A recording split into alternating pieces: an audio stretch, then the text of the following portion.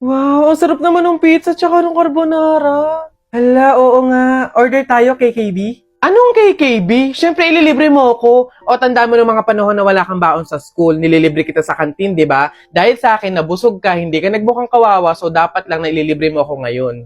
Ah, ganun ba? Sige, ako na bahala. Sagot ko na to.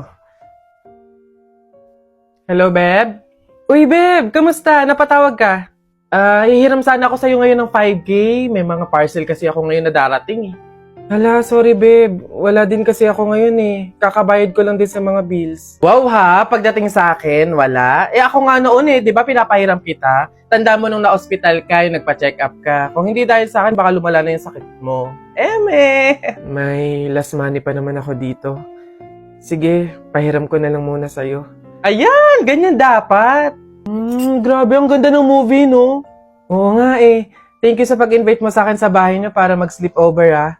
Oo naman, ikaw pa ba? Favor lang sana, pwedeng ikaw na magligpit ng pinagkainan natin ngayon. Tapos, palaban na din sana bukas ng bedsheet tsaka nung pillowcase na ginamit natin ngayon. Pero, ikaw ang nag-invite sa akin dito.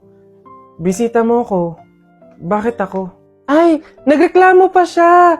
Te, kulang pa nga yun sa mga naiitulong ko sa'yo noon eh. O tanda mo nung nililibre kita ng pagkain kasi sabi mo hindi ka pa nakakakain ng mga masasarap, pang social na pagkain. Shopping! O, di ba? Nililibre kita pag nag-shopping ako kasi wala kang magagandang outfit. Ngayon naarte ka pa dyan?